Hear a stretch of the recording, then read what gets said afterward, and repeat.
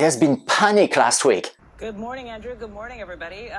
We are live in Tokyo with Warren Buffett, and as trading houses are in focus today following news that Warren Buffett, the chairman and CEO of Berkshire Hathaway, of course, has upped his stakes in Japan's 5 largest trading houses. Warren Buffett just invested more money in the top 5 Japanese trading houses.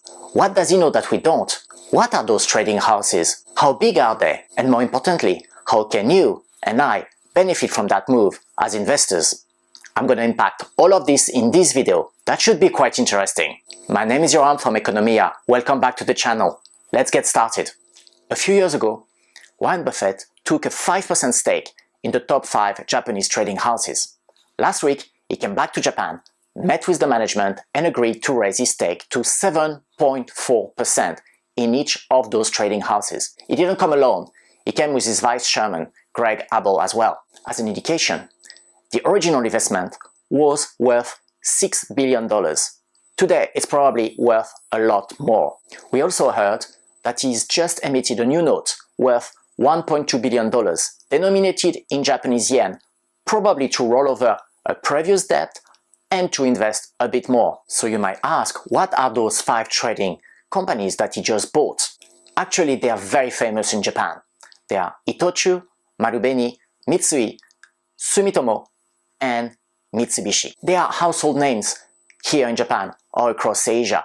Some of them are very, very old, going back hundreds of years. Some are a bit more recent, but most of them have their roots as trading companies in the late 19th century when Japan reopened to the world and needed to import knowledge, raw material, machinery, and really industrialize itself. They grew very fast on the back of the expansionism of the Japanese government of the time. They had banks at the heart of their business and they grew together very fast. Some have their roots in noble families. Some have their roots with tradesmen and craftsmen. Those companies are linked to dozens of other companies with which they share the name or at least share some interest and cross capital, which is illegal in some Western countries but not in Japan. As you can see on the screen, they are massive companies. And even the number of employees that you see there do not include all the group companies. Those are just the one of the head office, if you will. And they have interest in a lot of different industries.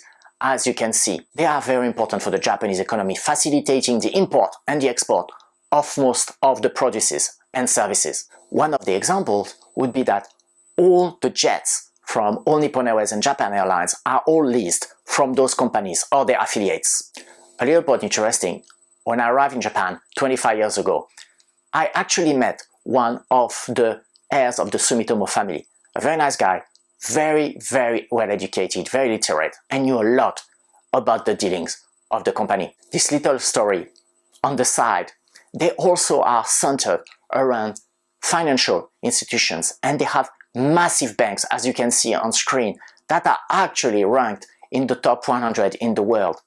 This facilitates the allocation of capital around all the related companies and permits them to move money where they need to develop and continue trading. Now you understand how important they are for the Japanese economy and for the day-to-day lives of all Japanese people and residents of Japan. What's interesting for Warren Buffett, I believe, is the fact that they actually act the same way as Berkshire Hathaway. Let me explain. They are at the center of a myriad of companies, and they actually buy companies that are reliable in terms of business and in terms of cash flow. Same as Berkshire Hathaway. They act as private equity, like conglomerate, reallocating resources and finances to develop and to increase market share and business where it's important for them and important for the Japanese economy. And of course, they produce a lot of very stable dividend increase year over year, as you can hear here. And their results have exceeded our expectations since we purchased the group. I think their dividends on average have gone up 70% or something like that. So yes, very similar to Berkshire Hathaway. That's probably why Warren Buffett understands this business model and know where they are going in the long term and wants to invest more money with them. What does Warren Buffett knows that we don't? He looks at those companies that have multiple interests across many different industries. They are well-run businesses with long-term visions, producing cash flow and giving dividend to shareholders. Does it remind you of any company by any chance? Yes, this is exactly Berkshire Hathaway. Of course he understands those businesses, and of course he sees the interest in investing in them to diversify his portfolio and increase his cash flow and his return as a shareholder. Now, let's look at the macroeconomic impact of those companies and the situation. Those companies are in Japan and he's investing in Japanese yen. The Japanese yen is really cheap compared to the dollar. And the interest rates are also really low. So his access to those companies at a very low cost with very cheap capital. Those companies touch every aspect of the Japanese economy, the third largest in the world.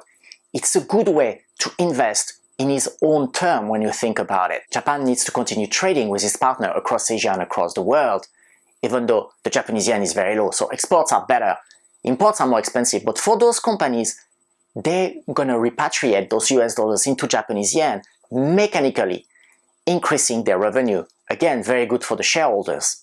And the Japanese yen is not about to go back up with the interest rate, as I mentioned in this video that I'm linking down below. Additionally, the Japanese government is increasing its spending in the defense area. And those companies are well placed because they have interest in the defense sector and they're going to benefit for this increase of public investment that again are going to go back to the shareholders.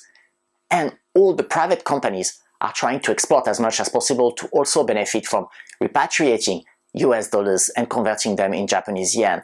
And they do that with the help of those trading houses. So all in all, there's very good wind that are blowing in exactly the right direction for the business of those companies to continue for the years to come. So what's in there for you and I as investors?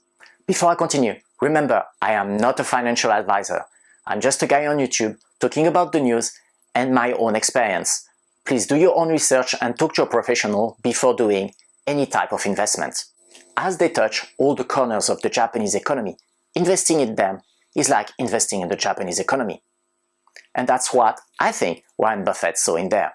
And we can replicate his investment by investing directly in those 5 companies. However, on the back of the news, they have already increased a bit, so they may go backward a bit when the news are gone. So it's more a long-term play, betting on appreciation and continued increase of dividends. Those companies can be bought on the Tokyo Stock Exchange, as you can see, as well as the New York Stock Exchange. So if you're investing in US dollars, it's easier for you. Also, if you're investing in US dollars, maybe you can have a play between the US dollar and the yen, but that's up to you, and that might be a bit difficult to play on FX. Alternatively, you can invest in the 5 ETFs that I'm showing on screen that are concentrating on Japanese blue chip companies and have a very low expense ratio. As the trading houses have their hands and are related and doing business with all the blue chip companies in Japan, it's another way to invest together with them and in the Japanese economy. I'm personally investing in the ETFs and I'm considering those 5 trading houses as direct investment through what's called a NISA, which is the equivalent of the IRA in the US or ISA in England. But I'm still having a look and waiting for the pullback a little bit. Either way, this is a long-term bet on appreciation and dividend increase. And remember, you better talk to a professional and do your own research before any investment. Warren Buffett sees a lot of opportunities in the Japanese economy, but only with certain sectors. Growing cash flow, growing businesses that are well managed for the long term and that provide regular dividend increase for their shareholders. In that sense, the 5 trading companies are ideal for this kind of play. And additionally, it is exactly the way he runs Berkshire Hathaway. So I guess that was an easy deal for him. It's definitely a long-term play and we should see how it pans out. For us, it's also an indication on how to invest in the Japanese economy as a part of the international diversification of any portfolio, especially if you're not based in Japan.